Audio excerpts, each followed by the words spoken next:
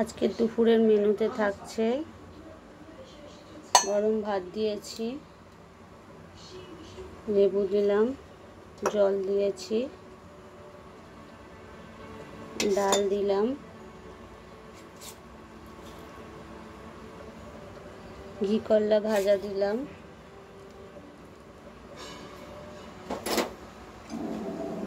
আর আজকের special menu হচ্ছে কচু শাক দিয়ে মাছের মাথা, সেটাও দিলাম। আর এই যে ইলিশ মাছের তেল আছে সেটা দিলাম। আর আছে আজকে